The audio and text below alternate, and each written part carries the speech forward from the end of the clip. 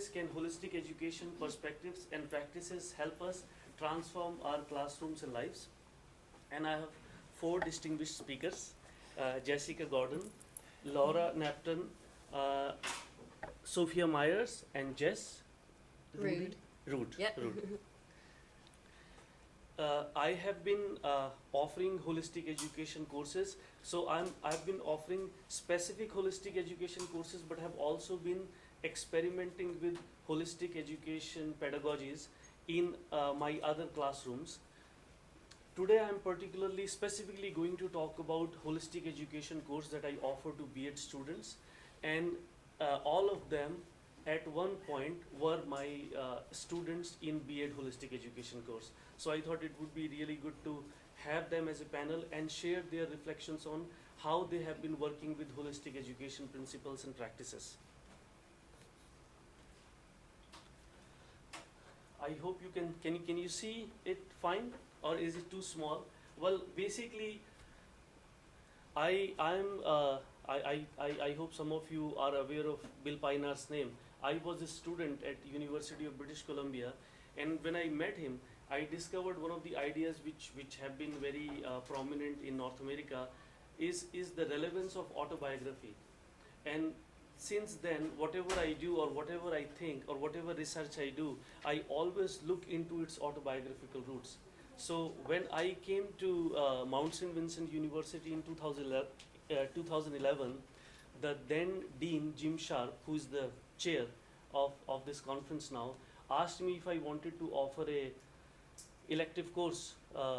Then at that time I offered an elective course in holistic education to graduate students, and slowly that course was liked by the students, and I started offering it at the B.Ed level as well. And when I thought of this presentation, I was just thinking, how did I keep, because one of the questions that I asked them, how did they discover holistic education principles, and what do they think of them, and how they have impacted them. So I was thinking how I got into this philosophy of looking at the world as whole rather than into fragmented identities, whether it is national identities or racial identities or religious identities, which have divided us into so many factors and fragmentations that it seems that it is so difficult for us to come together and look at the problems collectively. It's always a fragmented approach, and a lot of people, I'll talk about that a little bit, but a lot of people talk about changing the structures without deeply understanding that structures have come from human relationships, the way human beings interact with each other, and the human relationship depends on who we are as human beings, how we have been conditioned religiously, nationally, in so many other ways, and through that conditioning, when we relate, the relationship is going to be conflicting, because all conditionings are in opposition to other conditionings, whether it is racial conditioning or whether it is religious conditioning or whether it is nationalistic conditioning. So,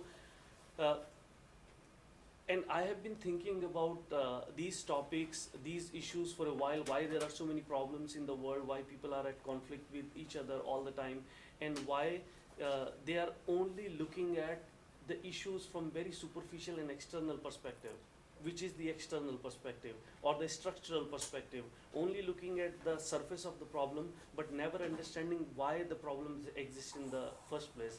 So there has been a lot of talk about racism in this conference, but I haven't heard even a single comment on why racism came into existence in the first place. Did racism only begin when the colonialism and imperialism happened, or has racism, which means the tendency to discriminate against other people, have always existed in human beings? You can go back to India thousands of years ago and you will see those tendencies existing, where people are killing each other, where people are at each other's throat, where there is a constant conflict of whether my worldview is better or whether your worldview is better. So the basic question to me is why human beings have been in conflict, but I think we reduce them to certain indicators and certain manifestations which are prominent in a particular locality rather than understanding as a whole. So basically this is the essence, and so many perspectives have informed my understanding. I will just read them out because I don't have time. I want to give them more time. So, spiritual philosophy, specifically the work of Krishnamurti; wholeness philosophy, work of David Bohm, work of Buddha; Indian educators and reformers, specifically Mahatma Gandhi and Rabindranath Tagore; and Indian classical music. I have been experimenting with that a lot and seeing its deeper and spiritual qualities, which brings wholeness together. Curriculum theory, work of Bill Piner, James McDonald, Maxwell Green, Dwayne Hubner, and a lot of threads from Western psychology and Western, particularly humanistic psychology and psychodynamic theory, as well as from existentialist and phenomenological insights, which focus more on experience rather than simply outward surface appearance of structures. And lot of alternative educational movements, Waldorf movement, Krishnamurti also created a series of schools, Montessori movement, these alternative experimentation that have existed in the world from time immemorial, including indigenous ways of looking at education. Their education was very holistic, and the way they still practices in their own schools, the Mi'kmaq practices are very close to holistic education practices. And when I came into Canada in 2007, since then, and in Nova Scotia, I have been learning a lot about Canadian context, the importance of race, the importance of indigenous culture, and all the rest of it. I wasn't very familiar with these discourses when I was in India. I think I'll just keep going, and my teachers and students, of course. So, I will cover some of these key ideas, but I've listed them so that you can see where I'm coming from. Basically, from the literature that I have studied, few things I have really gotten a deeper understanding of have appreciated, is that self-understanding is not optional. A lot of people think I am not a meditative person, this is not for me, but I think that's kind of it may be kind of a socially conditioned response, because and it may also be the viewpoint that are prominent about meditation, that you have to sit quietly, you have to force yourself, look at your breathing, don't think about anything else. If you're thinking about anything else, bring yourself back to the breathing. All those are very wrong conception of meditation, because meditation is simply observing yourself, observing how you feel, observing how you think, observing how you act. You can observe your breathing, but at any time, if you are bringing control into existence, you are not meditating any longer, because it's a free observation, choiceless observation. So, this thing I imbibed from my teenage years, that self-understanding, exploring yourself, learning about yourself is not something that is optional. Like not eating is not optional, you have to eat. Not sleep, like you cannot let go of sleep. Although there is a lot of sleeplessness these days, and there is a lot of emphasis on working more. Even if you can't sleep, that's okay, take a pill, but just keep working. It doesn't matter whether you live sanely or healthily or not. So, like sleep and food, it became very clear to me that we can't live without having a deeper understanding of ourselves. And the reason for that is because the lot of outward manifestation we see, the problems that a lot of academic people identify, racism is going on, casteism is going on, there is a misogyny is going on, but the solution is always from outside. Okay, modify it, change the policy, or do something at the university so that people begin to maybe talk about it superficially, but never to hit at why have human beings been insensitive to each other. And as I said before, this is not new. This has been going on for a long time. And I discovered that this insensitivity can only be understood if we pay attention to ourselves. Because only in paying attention to ourselves, in our relationship to each other, we discover how insensitivity operates. Not only from one race to another race, but within one race and within different groups. Because to divide people into groups, like individual subjectivity, I think is very powerful, and it is very important to pay attention to that. rather than only thinking from external intellectual or outward perspectives. I hope I'm making sense. I will just cover one more point here, is that diversities are emergent and divisions are created. Like we have been hearing a lot about the conflict that exists between human beings, between different groups. But I think we like make a little bit of confusion, especially when we assert identity, because when the identity is asserted, and I'm talking very controversially because identity is so popular now, when we assert identity of one person or one particular group, we kind of, it is always in opposition to the other identity. Generally, I am this in opposition to that, and so there is a battle between us. And but there is like never understanding that the diversity is the way of life. If we see throughout the world, the way cultures have grown, the way nature has developed, the way music has developed, diversity is the way of life. But how diversity got reduced to these separative and conflicting division is something that needs to be understood. And again, I feel that if we only look at this problem from an outward angle, we will only get very superficial response, and the solutions will also be superficial, which is make policies. And we have been making policies. I don't think policies change your heart. Mm-hmm. I think I have covered most of these points and I don't have much time. I have been talking a lot about structure, consciousness and social change, that how we are so structurally dominated without focusing on who we are as human beings, and how that can contribute towards real, deeper, lasting social change, which is not dependent on policy or law, but on understanding, self-understanding and mutual understanding. Education for the whole being, not just the mind. Connection between teacher and student. I think these are self-explanatory points, so I'm not going to go detail into them. There is a huge variety of pedagogical and curricular approaches to teaching and learning, not just the ones that are advocated or approved by school boards. International mindedness, this has been a tendency in teacher education program across the world, is to be so provincial that is the only way education exists. Nobody else have thought about education in a different way. Teaching and learning is living. It's not separate. It's not instrumental mechanical activity. It's a very holistic activity. If I can't live well, I can't teach well. Mm-hmm. Teachers should not be the installers of the curriculum, be creators and interpreters. School boards won't agree with me. Context matters. As I have been studying Canadian context to inform my understanding, I think so should all the teachers and students in whichever context they are. If you impose your ideology without understanding the context, there will always be a problem. And schools and classrooms are not isolated entities. They are part of the broader social order. Do I have a couple of minutes?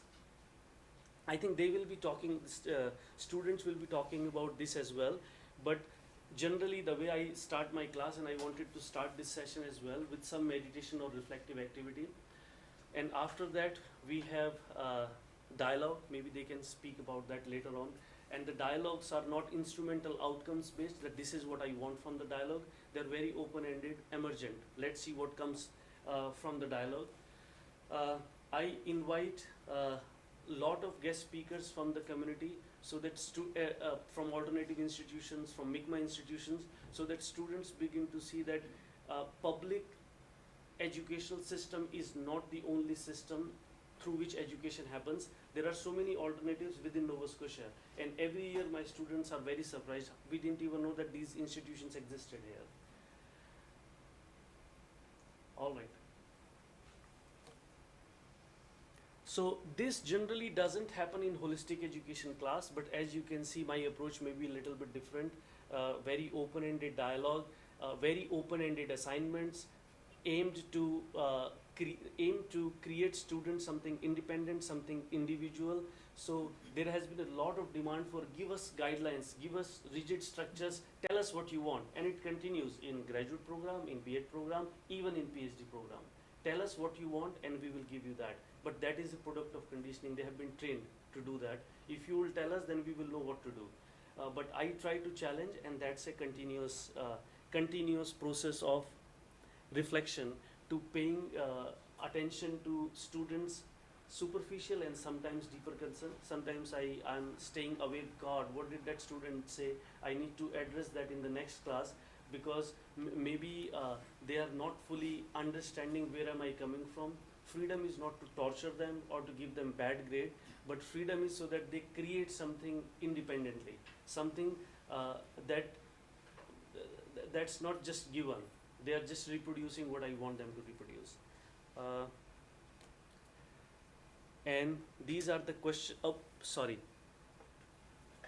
So what have students gained? I think I will let them speak to that, what they have gained from that kind of perspective. And these were some of the questions that I sent them, that if they wanted to think about them and respond to them in their presentation here, that would be great for the audience to hear. And I apologize. My name is Jessica Gaudon, Jessica Dupuy. I've been at this university for a very long time as a student, and now I am a teacher. I teach the 8th grade. Before I was teaching, I worked as an Aboriginal support worker for the then HRSB, and I was a student of Ashwani's, and I am currently one of his graduate students as well, working in the MA-ED program. And what I wanted to first acknowledge is how true a lot of what you're saying is, and in teaching the 8th grade, it's the same principles sort of apply, whether it's, in my experience, at a BEd level or a master's level, and the 8th grade, that desire for tell me exactly what you want me to do, tell me exactly what the expectations are, and then there's a real fear or uneasiness if it's you can do it, whatever manifests is okay. There's a real hesitation for that. So my value that came from experiencing holistic education with Ashwani, it was almost like he was putting words to a lot of the things I already knew. A lot of the feelings I had about education or about self-awareness and meditation, that kind of thing, it was like I couldn't quite articulate it, so he gave the tools oh, that's what I'm doing. Okay, that's makes me feel like I'm more on the right path. And I would say once I understood that, my own sense of self became a bit more whole and a bit more conscientious moving forward as a student and then as a teacher. Why do I consider holistic education so important? I believe that even though there's this unease we're talking about, I think there's a real craving in students and in adults to have authentic, meaningful dialogue, to really listen to each other, to learn what it means to build authentic relationships as not just a buzzword, but as a way of being. And even if we just have glimpses of that from time to time, I think that you sit better with yourself, and then you sit better in your place in the world. I believe that that's true. And for me, personally, it was the listening aspect. And Ashwani talks a lot about this in his book. But learning to listen and what it means to listen to others it's totally reformed the way I approach everyday life. And it's kind of a shame that I didn't really learn what that meant until I was in my mid-20s. But I feel like I get it now, and life is much better for it. I'm not just waiting to speak. I'm not just waiting to show how much I know and sort of using that as validation for myself. I am so interested in hearing what other people have to say. And that sounds simple, but it's very easy to think that, well, we know everything, right? And I promise that you could fill thousands of books with all of the things that it's alarming how much we don't know and how much everyone in this room knows that I don't. And I want to hear it. So, that listening piece has also facilitated a real level of meaningful conversation. And on in the multi-purpose room, there was a lot of pictures up about what facilitated meaningful conversation. What does it mean to have a good conversation? And people had to illustrate their learning and sort of draw what they were experiencing and what they were learning. And what I got from that, I didn't see how well we are listening and hearing the other person up there. I saw one that said, conversation going well for who? Who is it going well for? And that's an interesting piece to arise, and I think that is solved when you hear the other person, because you would know if it is going well, and if you are having meaningful conversation, if you are truly listening to each other, and also listening to yourself. I want to talk just quickly about how that led to my research now. So like I said before, I was an Aboriginal support worker for the HRSB. This would have been 2 years ago. And in that role, you provide students with a variety of supports, and in my opinion, you are spread quite thin in doing so. I personally was at 3 schools. But the people who are doing that role, from my perspective, are often not heard. So there are 9 currently Aboriginal support workers working in the HRCE. And when I go to conferences with them, or I had been to conferences with them, the things that they were saying, I'm just, to myself, I would think, have you told this to anybody? Is there a space where you are being heard? And my deduction is that not really. So this is the project. The project is to hear the people doing this meaningful work, to find out what is working. What is not working? I don't know any role or any job where you can determine what is working and what is not without hearing from the people who do that work.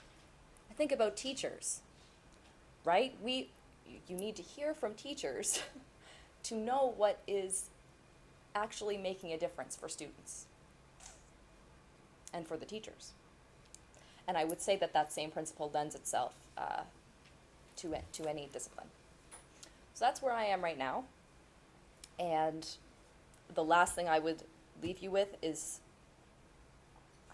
how much better I believe that you could potentially feel if we integrate listening into our lives.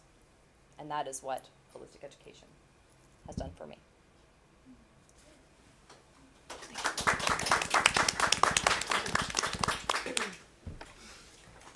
Hello everyone, my name is Laura Knapton. I am a casual sub at the secondary level and also a literacy tutor for a not-for-profit here in Halifax.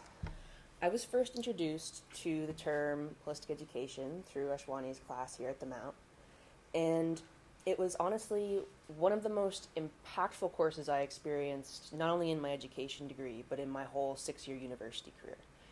And what you said about it putting words to things you already felt or observed or wanted from life and from education, I experienced that too, so that is very cool.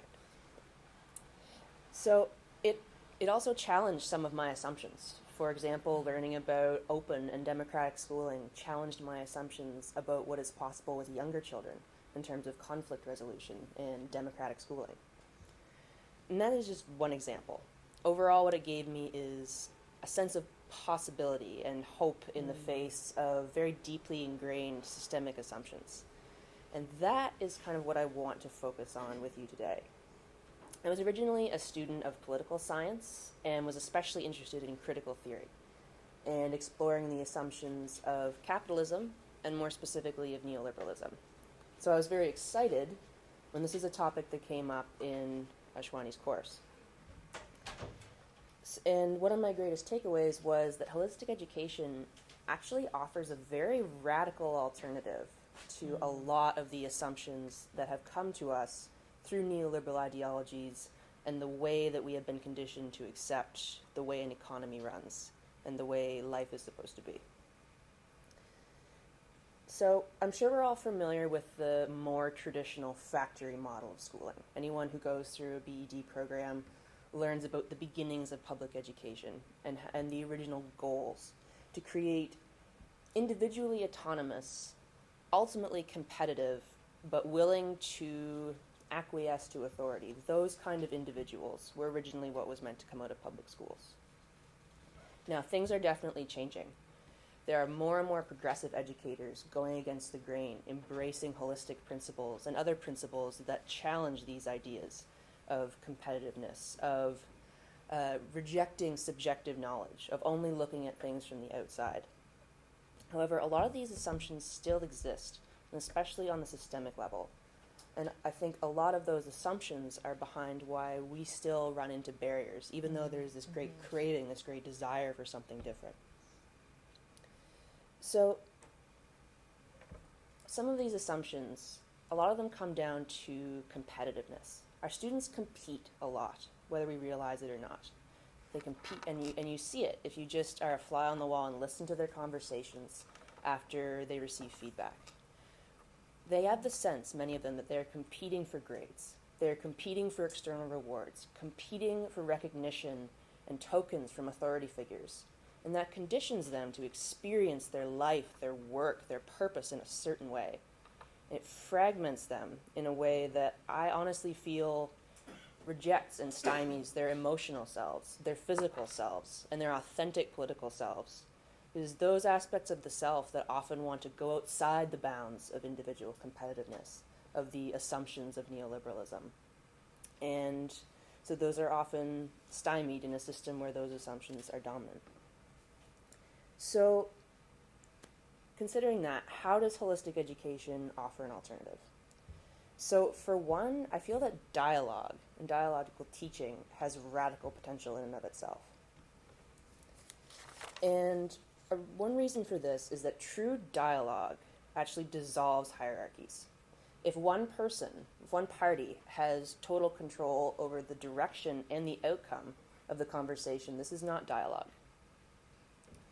Also, all participants must be able to engage in dialogue. And this is where the difference between equity and equality becomes important. We have to look at barriers to accessing participation in democracy, barriers to workplace democracy. So if students regularly experience genuinely equitable dialogue, a genuinely equitable synthesis of ideas in the classroom, I honestly feel that they'll grow to expect that in their lives as they go forward and recognize that they have a right to engage in their community and to participate in shaping the direction that society takes. Now, so basically, I would hope that the student-centeredness of dialogue could lead to people-centeredness, a greater people-centeredness in the world. And greater democratic engagement is something that we all know is sorely needed. We're facing unprecedented, arguably, global issues that can't be solved if only a select group of people have access to participation in these conversations. So dialogue is also collaborative rather than competitive. Our students are very primed to compete with each other, as I said. Dialogue calls for a shared examination of ideas. And Ashwani spoke about competitiveness, people being at each other's throats about whose worldview is better. That's not what a dialogue is. In an ideal dialogue, ideas may be dismantled, or if they're very harmful, even attacked. I think you can attack an idea and say, this is harmful, this is not okay, and this is why. But in an ideal dialogue, the person, the human being themselves, is not attacked. And as much as there are many instances where rage is so justified, when we attack people, they often back away from the dialogue and only dig deeper in what they believe. So what comes from a genuine dialogue, this ideal dialogue, is a collective efficacy. And that's a very radical alternative to autonomous individuals competing. So, for example, rather than competing amongst each other for scarce resources, individuals who have experienced dialogue may be more likely to come together and collectively solve the problem of why is there scarcity in the first place. So another element that challenges the neoliberal assumptions that still are very dominant undercurrent in our education system based on grades, standardized testing, individualism, etc., is the embrace of the whole self. And this again goes back to some things Ashwani touched on. So I feel like most people in this room have probably read The Heart of a Teacher by Parker Palmer. I feel like that's a fair assumption. So then there's a reason for that. That paper talks about the importance of integrity and the importance of teachers being able to bring their full selves into the classroom and sort of dismantling this personal professional dichotomy that helps power structures in, for example, the private sector remain unchallenged. If our professional selves are meant to behave a certain way that betrays other aspects of ourselves, nothing is going to change. So, and teachers definitely experience this. The teachers who feel that they're disingenuous, that they're teaching in ways and teaching content that doesn't actually align with the way they feel as a person. And this contributes to another huge issue, which is burnout. So a holistic teacher is not only better for their students, but for themselves.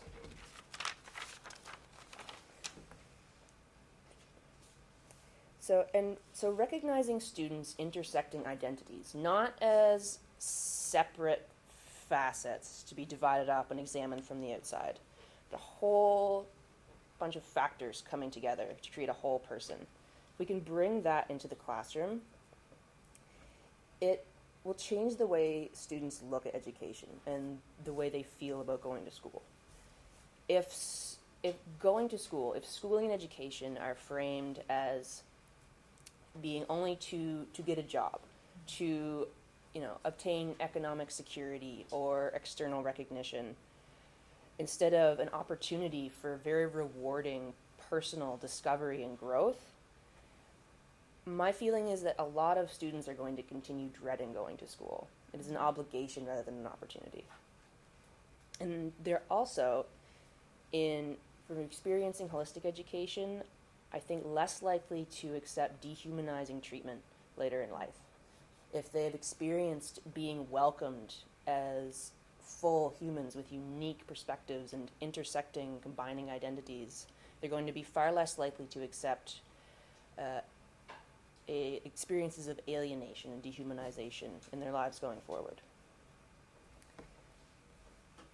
And it also fosters intrinsic motivation, which is something I'm very interested in, as I've seen the drawbacks of students who have gone through a system conditioned to expect external rewards for reading, for writing, etc. These may be stickers, toys, candy, prizes. And I'm not against stickers and candy and toys at all. They're great. But I see a disturbing pattern of atrophying intrinsic motivation when youth are only concerned about what reward they're going to get for the work they do, what external reward. So, and we see this in society more broadly as well. What is the first thing that a lot of people consider? Not everyone, certainly, but what is the first thing that a lot of people consider when they're planning their career? Yeah. And that's not because we're all selfish and greedy and bad. It's because we exist in a system where we all think about our survival first. We need money to survive. And that often supersedes self-exploration, service, and all the potentials of education and work. So, activist and educator Satish Kumar describes education as a process of drawing out inner potentials. And I say potentials plural because, again, this goes back to nourishing the whole self, not just intellectual, but emotional, physical, spiritual, cultural, etc. And this is obviously not to say that literacy and numeracy, foundational skills like this, are neglected. The difference is how they're framed and how learners engage in them. Instead of being instruments or commodities that grant access to economic security, to external reward, literacy and numeracy can be framed as ways of knowing, ways of discovering the self at other people and engaging in the world. And it also recognizes multiple literacies, literacies that are not typically accepted as literacies by mainstream culture. For example, reading the people around you and what they're feeling, reading the natural world and its needs. So, how am I doing for time?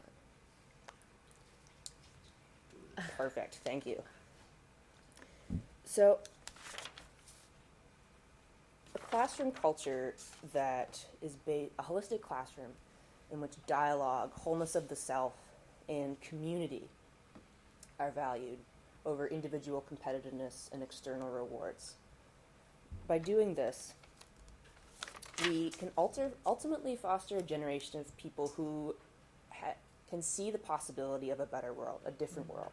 Like, there are a lot of people who say, like, I don't like the way things are, but that's just the way things are. But I've heard those exact words. And if we can, in the microcosm of the classroom, show what is possible through relationship, through wholeness and humanity, I think we foster a generation of people who may work for that in the greater world. And there are a lot of barriers. As I say these things, I know I am not putting into practice as much as I would like to be, especially as a new teacher. Especially on the days where stress and worry are at the forefront of my mind. So for any other people who may feel like that, whether you're a veteran or a newbie, I think the important thing is to start slow, build on your own strengths, and know that revolution does not happen overnight, but it can happen. Thank you.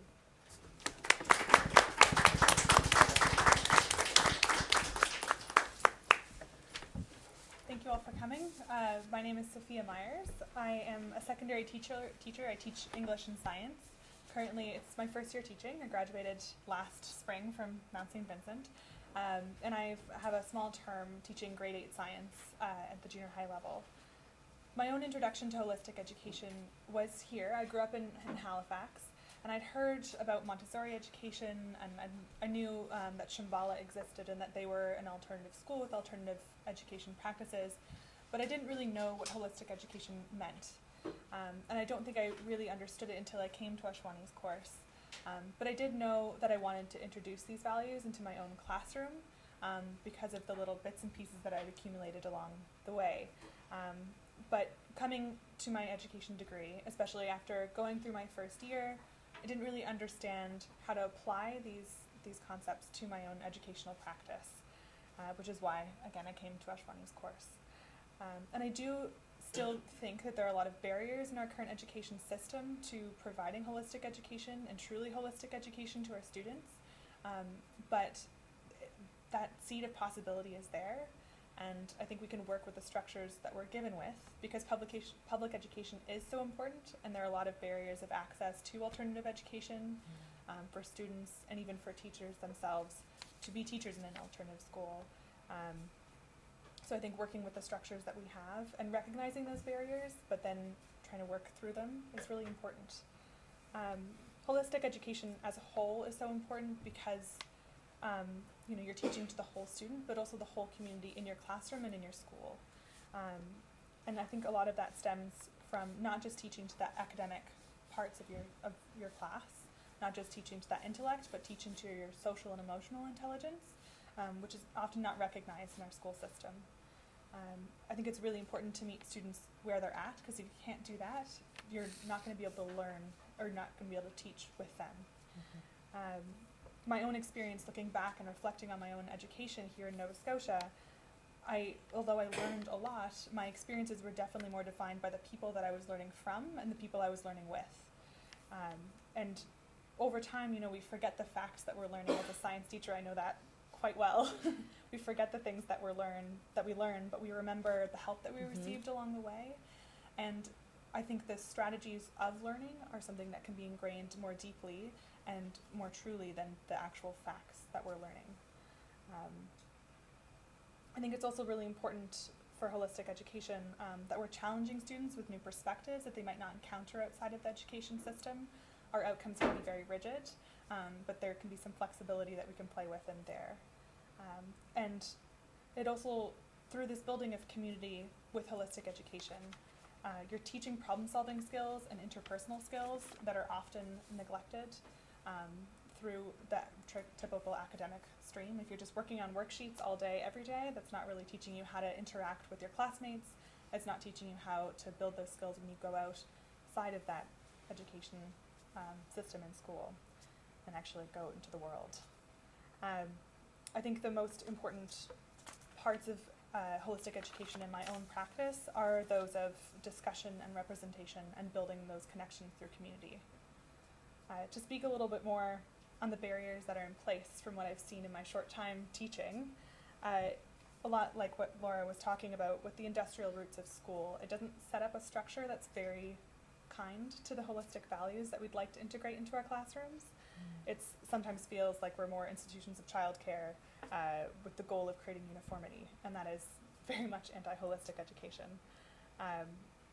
Education, I don't believe, should exist for people just to find jobs, just to be useful to the world, and I think that's a very ableist perspective.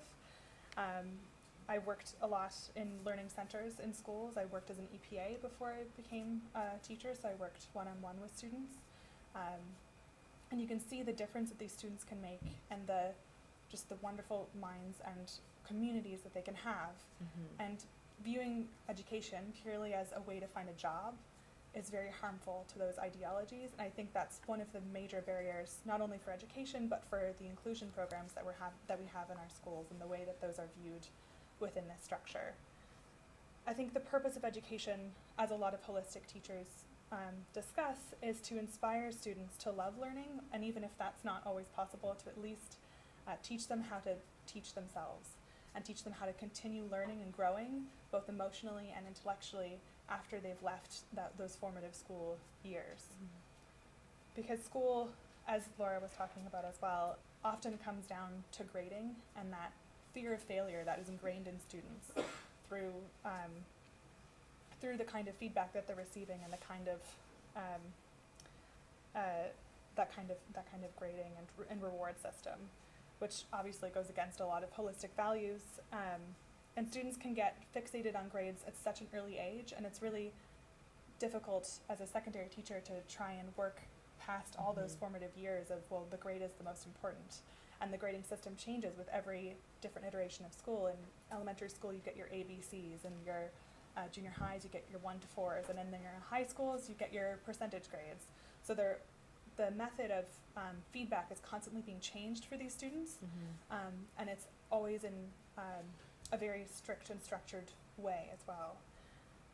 So obviously, grading is a requirement for us teaching in the public school, but I think there are ways in which we can reduce that pressure for our students, whether it's through more feedback. I found even trying to write feedback on the reports that students pass me in, if I distribute them to the class, all they look at is the grade that I'm required to put on that piece of paper. And even if they read the feedback, they're still discussing them in a competitive manner with the students around them. So at least trying to provide more oral feedback, meeting students one-on-one, giving them that encouragement is my small way of trying to make that a little bit of a better experience for my students. There's also the struggle of working with our somewhat outdated curriculum and the very structured outcomes that we're given, especially in science. I have about 130, 120 outcomes to teach in a year, and I have 5 hours every 2 weeks to teach those outcomes. So it can be overwhelming, especially as a first-year teacher, to try and incorporate these holistic values into my classroom when I feel so limited for time and so caught in the structure of these outcomes. But I think the more I get into the curriculum that's there, the more I see the flexibility in how I'm either setting up my classroom to make it a more holistic feel, or sneaking in my own holistic perspectives into the ideas that are being taught. So not just focusing on those factual outcomes, but focusing on the skill outcomes, the ones that are developing those strategies to keep on learning after they leave the school. There's also I think a lot of the curriculum is now moving more towards project-based learning and inquiry-driven learning, and I do think that's a really beneficial structure that's being added into our programs, and hopefully will align more with holistic values. Lastly, the last barrier I'll talk about is classroom structure, whether it's the size of the classroom or the class setup itself. It's been really interesting I've been substitute teaching on the side as I have a smaller term. And it's been really interesting going to different classes and seeing the immense effect that just the way that the desks are set up has on the students. And obviously I'm getting a different perspective as a substitute teacher because students don't always behave quite as well for subs as they do for their typical teacher. But it's been interesting to see when they're set up in that circle and they're used to having that dialogue, the focus and the interactions that they have with each other change so dramatically. And the way that they act towards me, if I'm seated in that circle with them and being a part of that community and I'm on their level, it changes so much my experience coming into new classrooms every week. So personally, for my teaching of holistic education or trying to incorporate these values into my classroom, I know I have a very long way to go. I honestly don't think my classroom is particularly holistic right now, and I'd like to see a lot of change in how I'm creating my classroom environment.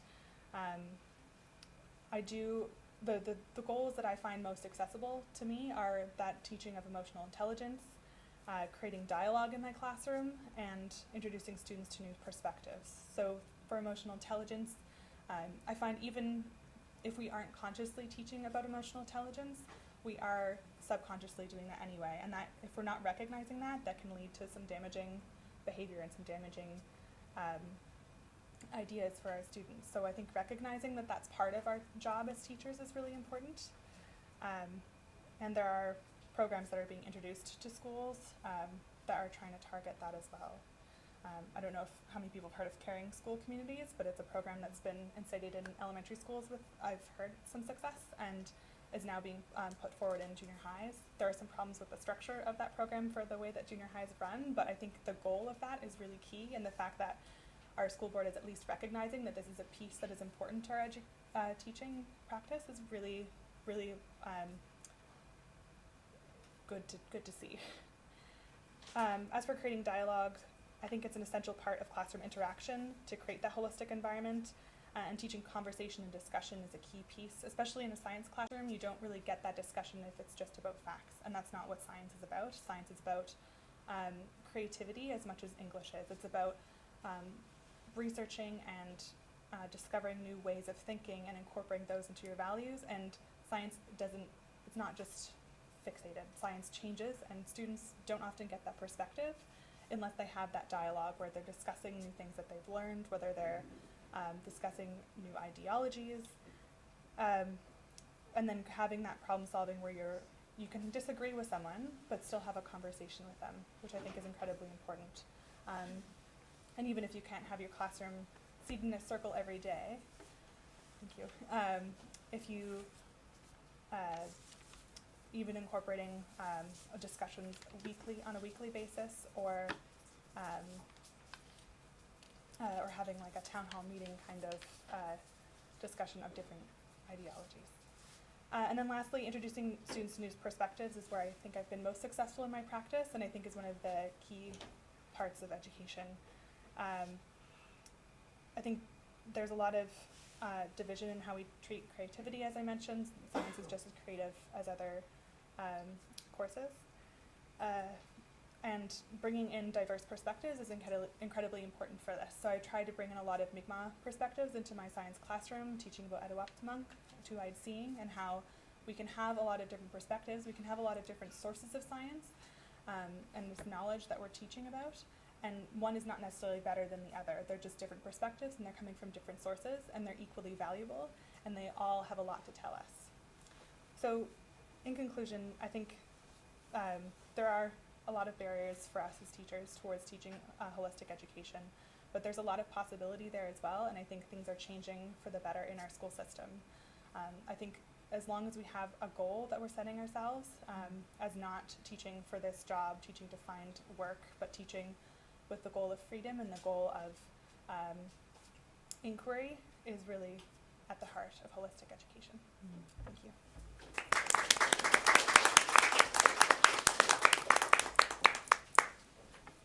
All right, so good morning, everyone. My name is Roode. I graduated from the Mount about, I think it was 4 years now, and I've been teaching on and off over the years. I'm also an artist as well as an educator. So for me, with my background with holistic ideas, before taking my BEd, I've been interested in holistic ways of living through healing, medicine. I see that it's kind of natural with the arts, and I also do dream work. So the whole artistic healing aspect was what I was learning about, and it was really fascinating to do my BEd and then see a course about holistic education, and I was amazed and very interested to know that it is being incorporated into the education system. So I was like, how are they going to do this? And that, has started me on my journey of being a teacher and incorporating that. So the way it is shaped, the way I look at education is very similar to what everyone else has said previously, that it's like Ashwani taking that course, he's articulated things that I kind of knew and made it make sense to incorporate it into education. So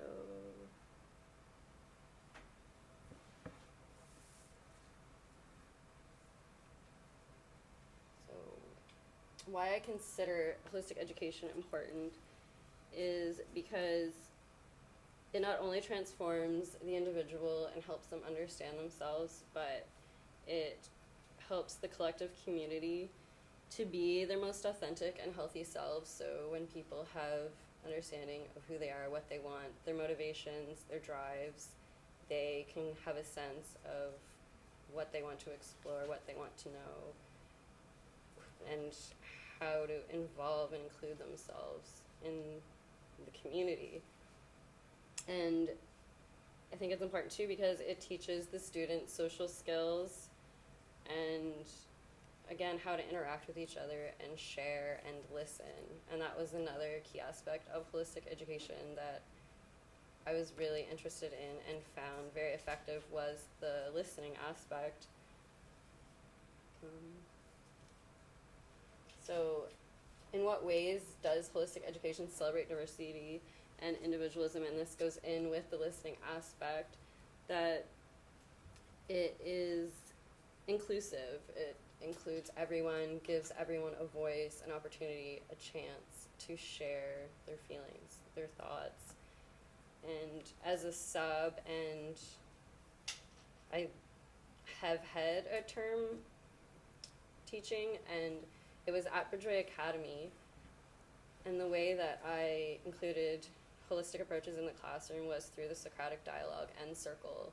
And in the school at Bridgeway, it is a school that focuses on students with learning disabilities, and I thought I would apply the Socratic circle because the school did not use holistic approaches, and I thought that it could be very effective with students that have learning disabilities. Instead of separating them in rows and making them just focus on their own work, I instead thought, well, how about we do this together in a circle, and we share in a circle our thoughts and feelings on what we're learning about. And I had a class of, I think it was like 7 boys, junior high, who were all very anxious and introverted. They were very shy, didn't want to share things. And I was amazed at what the circle did for them. They all started communicating more, coming out of their shell. Boys that would often tease or bully each other were developing friendships and understanding of each other. And it was really incredible to see that effect. And unfortunately, the school didn't agree with my methods, and I didn't get recontracted. And so I continue, though, to use the Socratic circle. Even when I substitute teach, I just tell the kids, push the desk aside, get in a circle, let's share. I often start with introductions and then a question or a prompt, and it's usually something simple like, what did you do on the weekend? Or because I'm interested in dreams and dreaming, I'll ask the students if they have a favorite dream to share, and then that allows them to share things that even they may not know about each other, and then I get to share my own passions, and it creates this like, what to explain, just it allows this trust right from the beginning as a sub with the students to show that I'm interested in them and that I do care, although I'm not here every day. You may see me again. So yeah, I find that very effective and helpful. And then in what ways, so yeah, that's also an example of the ways that I engage with the holistic principles in the classroom. And again, because I'm still new, I'm still trying to find other ways to integrate it. My favorite is the dialogue aspect. Again, allowing everyone to share and be listened to, with listening being really important. And then suggestions that I would have is to always seek to understand and listen again, to communicate and offer alternative forms of expressions to students. So some students, I've noticed, I'll have grade 8 students that can't write, and I'm like, why hasn't this been addressed? You know, and it is an issue where students just get pushed ahead. And I think, well, has an alternative method of expression been discovered? You know, maybe these students are artists, maybe they write poetically, maybe they're better at speaking and conversation. So seek those different forms and accept them. Like, instead of essays, allow students to create visual essays with pictures or drawings and symbols rather than full paragraphs. Some of them obviously have learning disabilities, they struggle. And what else? And yeah, I've noticed a big thing too, as a sub, the students will tell you the truth. They will tell you what they like and don't like, where the problems are. I've had them tell me their teacher's disorganized, they can't focus. I've had them tell me, this is pointless, why do I care? And that's another thing, the motivation. What is their motivation? How can we motivate them? How can we make education interesting and fun for them, rather than, as we've said before, like an obligation that they have to do this. I want to share my passion for knowledge and information with them and tell them why it's exciting and fun and interesting. Yeah, they will tell you, and yeah, even their body language and expression, they'll tell you when they are not engaged, when they're not interested. So I often will ask them, well, what can I do to make a difference for you? How can I help? And I've done this before. I did a 5-week term teaching art and technology. The students hated the technology curriculum. They're like, this is so boring, this is so pointless. We are not interested in Scratch. It's the program they use. So I said, okay, well, because I care about you guys, I'm going to talk to your teacher and I'll create a lesson plan for you and we'll create it together. So what we did, we created our own topic and lesson about artificial intelligence and robots, and I got the students to design their own robots, and we focused on that. I mean, we didn't physically make them, but we drew pictures and stuff, so we focused on that rather than just the Scratch coding programs, and they were very engaged and very into that topic, and because it was more self-directed based off of their own interests, they cared, and it really showed. So that was very effective.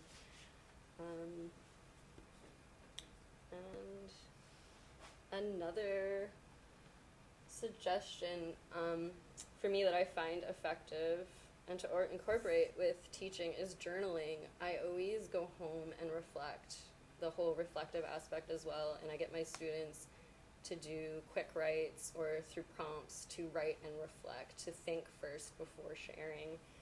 And yeah, it would be cool to see like even journals integrated in the classroom instead of worksheets, to have students to have notebooks, to write all the reflections in, to write their thoughts, their feelings, and for teachers as well to keep track of the conflicts, the problems that arise, to reflect and share. Yeah, I think that is everything that I had to share about this. Thank you.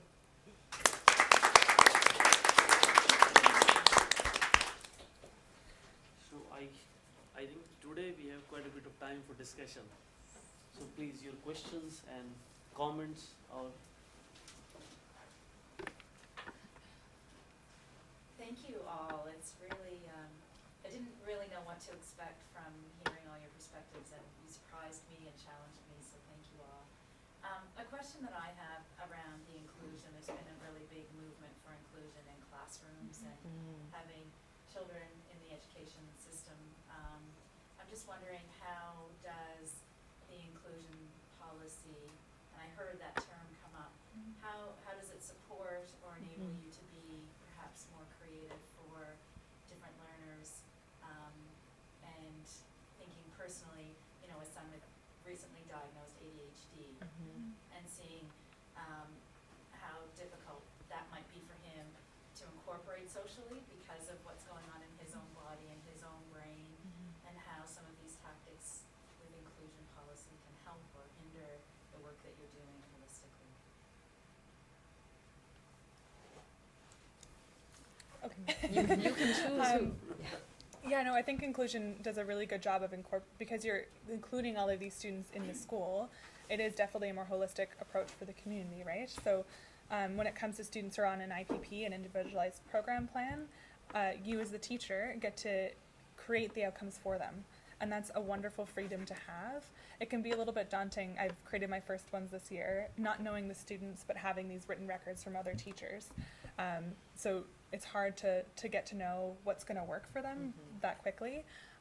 But there are times where you can reassess and change. But having that freedom to really teach to what that student requires and what interests them, and incorporating it into what the class is doing. So my science classroom is very focused on science literacy. So instead of doing more of the math-based outcomes that are available to me for my students on IPPs, I'll incorporate more of the literacy-based ones. So they're still included in all of the topics in the classroom, but just doing their own individualized assignments. And then for students who are on adaptations, which would more likely be what your son is on, that also has a lot of flexibility in it, because you're not just required to give them worksheets. If that's not working for them, you can do an oral assessment, and that can be incredibly helpful. I've seen that because a lot of students, they have all of this knowledge in them and they are absorbing so much from the world around them, but if the style of assessment or the style of the classroom structure isn't working for them, you're not going to be able to see that.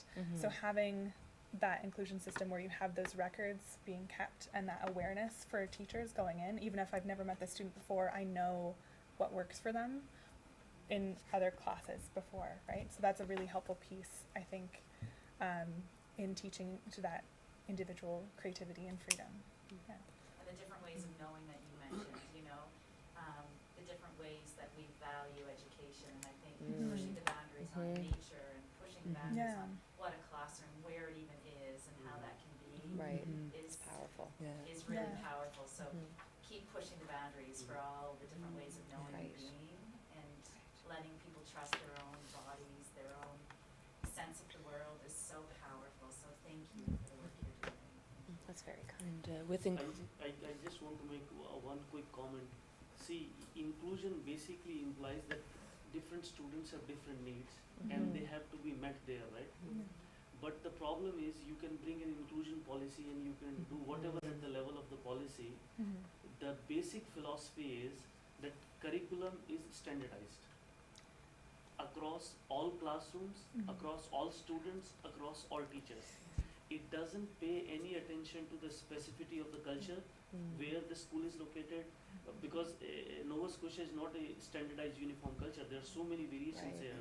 So, and then the expectation, even though the students have a difficulty, and all students have different kinds of difficulty, the outcome orientation remains the same. So we need to know what outcomes are students going to achieve, rather than understanding where the student is, and let's work with students, each individuals individually and collectively, and then see what outcomes come. But no, we want to know outcome first, which is driven by our fears and insecurities. We want to prove, politicians want to prove to the public that the education system is structured in a way that it is going to lead to get them a job. That's why those fundamental skills are stressed. But so this is like all driven by fear and insecurity and a very superficial view of education. I think if the perspective on education changes, inclusion will become the norm. You don't need a separate policy for that. Yeah, it's very true. It's true. Thank you. I- Were you gonna say? I would just say, lastly, just how important advocacy is Mhm. from the students. And Absolutely. if I had I'm a parent of a very young child who's not quite there yet, but if I had a child who was having some challenges or some barriers, I really believe the best thing you can do is to instill in them that you can advocate for yourself, and that's not just okay, but that is what you should do. And giving them Right? the language, I've heard a lot in this conference around the language, and I think, you spoke to that as well. I Right. feel like I'm taking a lot of space, so That's okay. I'm very. Oh, no, it's important. It applies. Yeah, it's important. And being able to place yourself within something and have someone name it, and then you can connect with that. And I really can relate to Mhm. what you're saying there. And I think as giving people, whoever, whether it's my child or globally, Right. the right tools to communicate effectively is so important, so they can label it, name it, and give it context to within their own life. And then other people can relate to that, but that takes listening and dialogue. So it all comes back to these foundational pieces Right. we're talking about. I'm going to stop talking now. It's a lot of space I've Thank taken. you. Thank you. Please, Thank you. what's your name? Jamie. Jamie, and then Bonnie, and can you remind me your name? Sorry. Sherry. I just have a question. New Brunswick's education system is toying with the idea of going from an age-based grade system to maybe more of a skill set grouping system. And do you think that would be more fostering for a holistic approach and maybe at the end having a better outcome for students? Can you explain a little bit more about the skill-based formations that they are going to do? So, not every 5-year-old or 8-year-old or 10-year-old is working at the same level. Right. Oh, Teachers okay. have Right. to try to teach to maybe the bottom or the middle, and then if you're teaching at the middle, you're still missing the outliers at the top and the bottom. This would be putting classrooms together based on not so much the capabilities, but the abilities of the students. Well, I can speak quickly and then you can share. I think there is a danger of categorization and creating like these different group. Okay, this is in India we used to have this science group, this is commerce group, this is arts group, and there is always like a kind of a inferiority and superiority complex. So I'm not sure if it is driven by supporting students' passions and interest and then creating emergent groups, or it is driven by the same mentality that we want students to be here, so these can go faster here, these can go medium pace, these can go slow. I think it is still driven by this externally decided prescription or criteria of what learning should be. And I'm not a psychology expert, but one thing related to these disabilities, see, if you have already a structure defined that students have to be here, then if they are not somehow going there according to your prescribed chart, you may start finding disabilities in them, or that you can't read or you can't write. Maybe they are not ready, or maybe they are not interested at that point. But this is like a very quick, and I think this is very serious, because we are assessing them based on what we want from them, not necessarily what they want for them.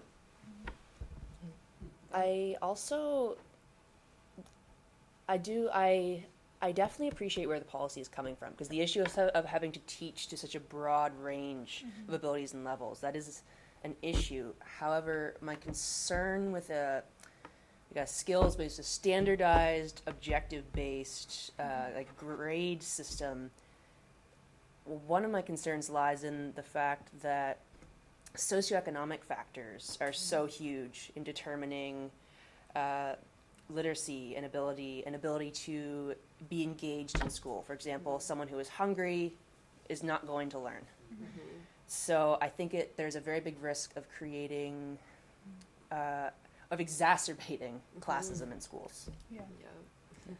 I do think one of the issues in our schools, though, is the lack of interaction between grades. Because it's true that an 8-year-old is not necessarily at the same level as all of the other 8-year-olds in their group, and grouping them by age doesn't really make sense.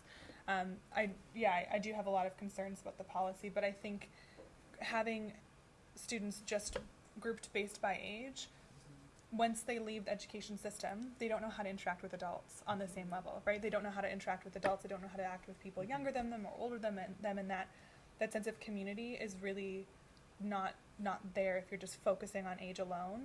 And I've developed a few summer camps where a lot of summer camps are very, very defined in their age groups. There's 7, 8-year-olds, 8 to 9 to 10-year-olds, that kind of thing.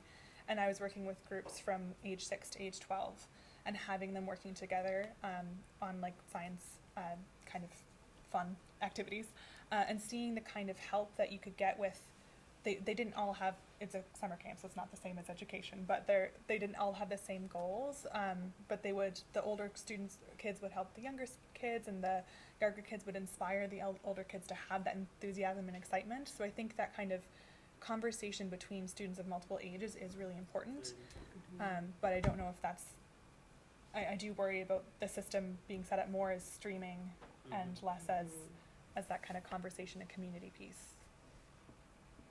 I think there should be definitely some open courses in the schools. There is a school in England, Beaufort Park School. They have some open courses, and they have students ranging in age from 13 to 19, and anybody can take those courses. So that allows people of different ages to be together. But this categorization based on developing their skill to get them to the level that you want them is I think it's very externally driven. Maybe well intentioned, but doesn't necessarily bring out the true motivation in students. Bonnie? So it's, I'm going to stand up just because I don't know what, I don't know. There's a couple of things that came to mind as that was being discussed that lead into my question. So a lot of my educational experience is in England, and they define inclusive education differently there. It's more about racial inclusivity rather than to do with special needs, for example. So we'll have separate classes for some. But in the spirit of holistic education, some of the most successful schools that I see, alternative schools, involve all of the principles that we're talking about. So, for example, a lot of the teachers from there might come here and be horrified at what we call inclusion, because what they're saying is it's impossible for a teacher to do this, to teach this by, and there are assistants, but the reality is you don't get the amount of assistance that you really require to be fully inclusive. And so frequently there are students, as someone already mentioned, that are being put forward in a grade that didn't necessarily achieve what it is, the expectations that they were given for that grade. And when I was in the master's degree here, which is when I first met Ashwani, one of the classes I did was on inclusive education, and there was a teacher in our group who was working at a school in Nova Scotia. And it was an elementary school, and the principal recognized that in every grade, the reading standards were less than what he was hoping. And so what they did was they created a system much like you're describing, where students were grouped according to their skill level, and one day a week they focused on reading skills. And they would have students of different ages from different classes working together, and they found a mutually beneficial way of doing it. And within 6 months, I think, well, in fact, it was within the term that we were here, so that's within 3 months. Right across the board, the level of reading started going up. So it seems like we need to maybe take a bit from this, find out what's best fit for that school, for that community, and these kinds of ideas have all come up. And I guess this leads me to my question. So far we've talked about holistic principles applying to individuals, and perhaps in larger cultures or within a single classroom. So when I was first introduced to the idea of holistic education, it was in my first degree in England, which was an alternative BA in education. And for example, in our first year, we took the small school, which somebody mentioned, Kumar. So he started a small school in Heartland, and we took that school on a camping trip for 2 weeks for one of our modules. Amazing. Anyway, so what we discussed, another level of holistic approach was subjects don't exist within silos. Yes, Right? absolutely. And so far that hasn't been discussed, and I'm curious to find out if anybody has seen, that's a very hard discussion. We're talking about discussion, asking our students to do this, and dialogue. But now suddenly we're talking about teachers doing it. And that's a complicated thing, because we have to apply these principles Yeah. to our own selves in our actual professional communities, and people can be funny about that. And I guess that's my question. Have you, any of you experienced that happening in schools you've worked at or here within the university, Ashwani, in which professors are stepping outside of their subject specialism and trying to work with other teachers to try to find a holistic approach to a wider set of learning goals, perhaps? Yeah, for cross-curricular learning, I think it's what you're talking about, and it's definitely up to the individual teacher. A lot of the time you see some teachers incorporate a lot of other subjects in their classroom, and you see some that just focus strictly on their own outcomes. And I think we do need more flexibility in our curriculum to be able to like truly allow that to flourish, but I absolutely think it's incredibly important. I've been trying to work a little bit in my own school with the social studies teachers, because science and social studies and English are all connected, as well as like the technology. So we'll be incorporating some coding outcomes from the technology class into the science class. So they're learning about the same things in multiple different places, because that kind of division doesn't exist in the real world, right? And creating that division between the different sciences and the arts and the math and whatever, like you need all of these things everywhere. And for going back to inclusion, I have some students who have literacy-based learning disabilities, and they have adaptations for English, but not for math or science, because it's just literacy-based, as if they don't write in my class, as if they don't have literacy outcomes in my class, it's just interesting to see how that plays out in what should be a really cross-curricular education system. I believe there's a big desire for I think that it's not about want. I think that if you're in front of any teachers and teachers are in the room, they want to be able to do this. I really believe that. Class sizes are so, you cannot, it's impossible I teach the 8th grade. I taught it for 3 years. And I'm over the cap, and there's nothing you can do. You're over the cap. But think about that. If a class is an hour, and you have 33 children in a room, that's not even 2 minutes a child. If you don't teach, if you don't take attendance, and there's such I think teachers really want. I so would love to not feel like you're failing all the time, because it's an impossible task. Now, that's not to say there's not meaning and not joy and not a lot of success. There is. But if advocate for smaller classes, a hard cap, oh yay, it's 31. 31? No. The answer is that does not work. There are classrooms where there aren't even enough chairs in your classroom for 31 students. Right, you want to do a circle, you need to be able to fit a circle in your room. Where? Stick Right? on the ceiling, that'll help. Yeah. You can't have them have their backpacks because there's not enough room for students and backpacks to be in the classroom. It's a huge issue. The practical reality interferes with the... Exactly. This, I think holistic education principles would manifest astronomically Yeah. if class sizes were Absolutely. contained. And again, I'm going to put on my poli-sci hat again and say, again, this is a symptom of neoliberalism, where a policy may be put in place, a policy that, seems to address what teachers have been practically begging for, but there's no actual implementation of resources. There's no actual support. And that's obviously not going to work. I think that I've been a teacher educator for 26 years now, and so I always get really excited talking to new teachers and old teachers. They're not teachers. But the thing that I always say to teachers is that yes, you have to teach to the to the outcomes, and we're all about the curriculum. But you know what? You are the curriculum. You have the power to take this dusty tomb that education is to you, and you can breathe life into this. It's true.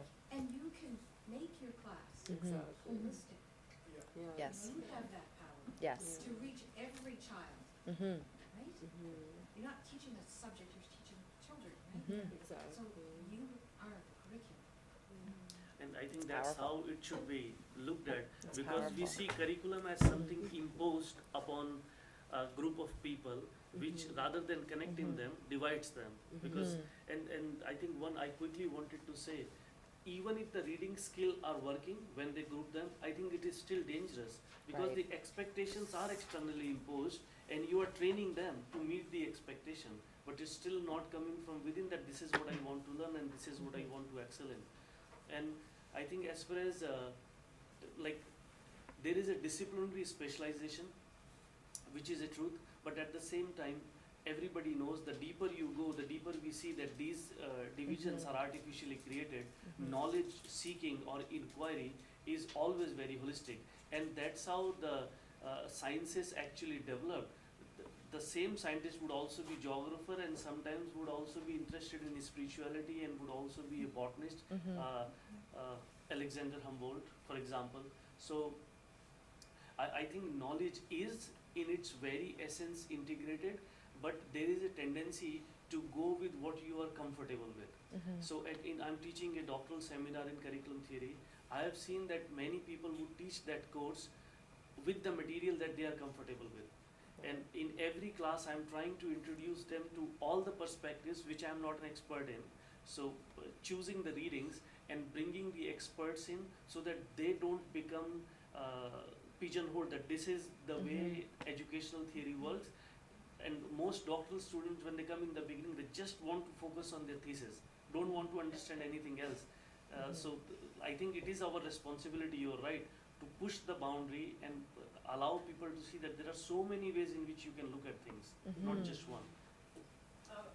As we all know, we can have the classroom with all the resources and not a very good teacher, and then a classroom with very few resources and have a really good teacher. And I know where I would want my own children to be. Yes. I want, there's so many things I would like to say, but I think I think I'll stay with the New Brunswick model. I actually used to teach in the Boston area in an at-risk school, and the kids that we got were all the kids that no one else wanted, basically, for a variety of reasons.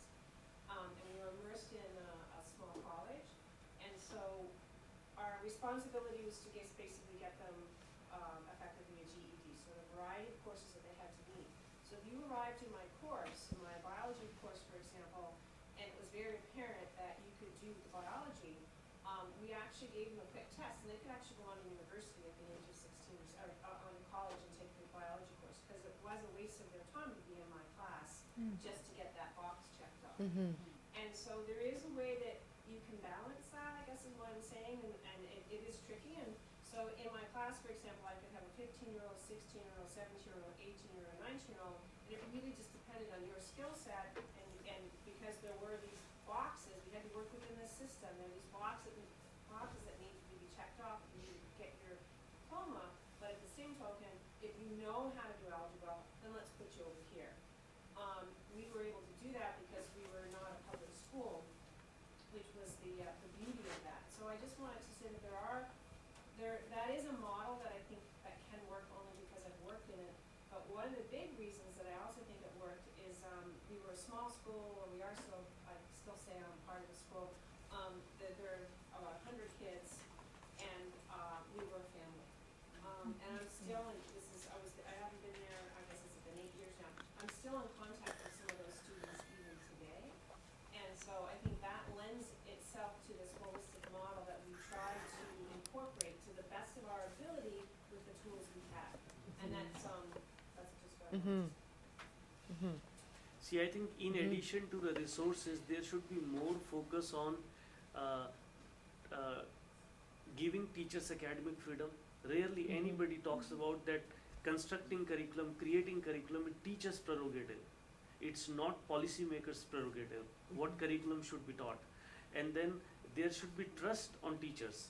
But Yes. there is so much fear that they don't know their work or they won't do it well. So there are so much external control, invitation to experts. Okay, tell them teachers how to teach. What are we doing in B.Ed M.Ed programs? Right. We are working with them, Right. so that they can provide better and better learning opportunities.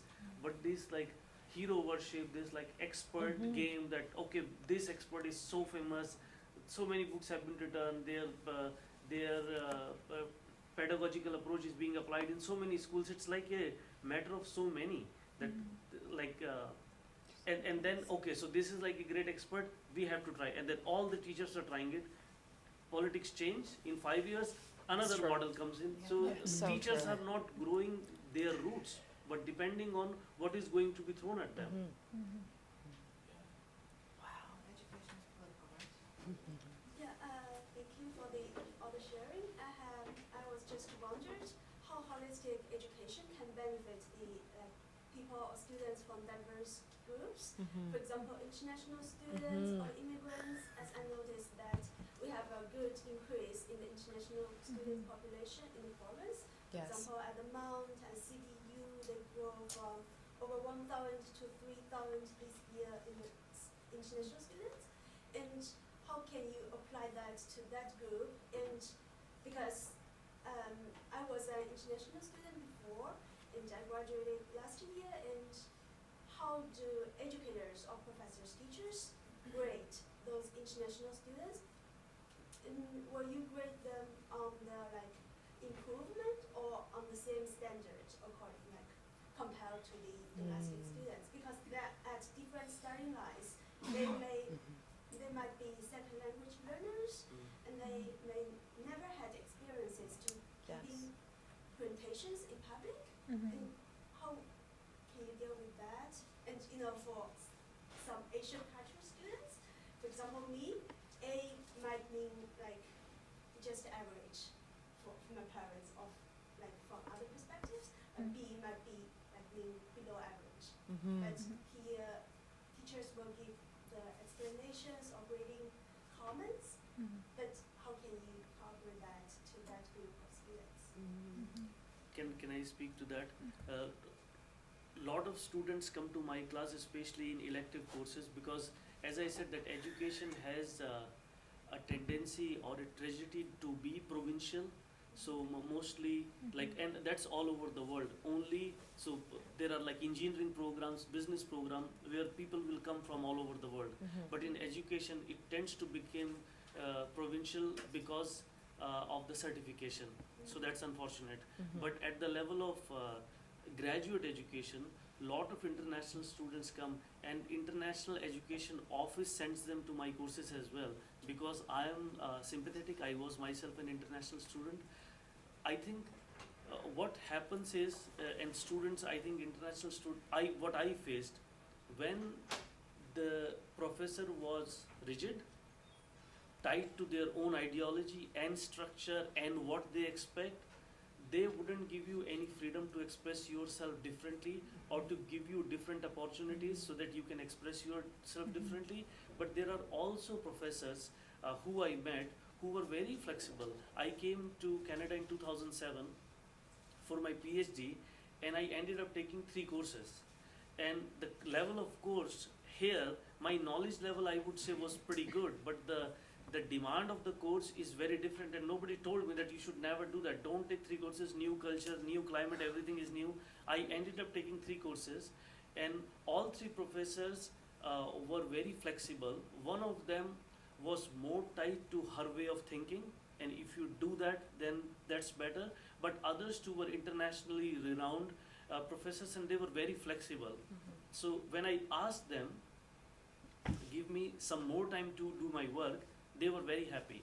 But I also know that there may be professors who will say deadline is the deadline, otherwise I am doing injustice to other students. So I think it depends.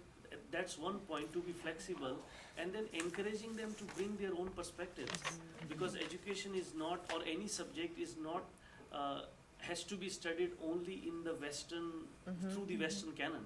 There are so many ways in which you can study the disciplines. So once you give them a little bit freedom, and potlucks help too. It brings people together. Yeah, it comes back to the importance of dialogue, right? Because with a dialogue, you start with the assumption that everyone has a part to play in that dialogue. Everyone's going to come together and shape the culture as opposed to assuming that, okay, this culture is already established, Yeah. people are coming in and they need to adapt to that culture. Yeah. Very important. It also comes down to teachers' creativity, the sense of how they can create an opportunity out of, because there will always be systemic constraints. For sure.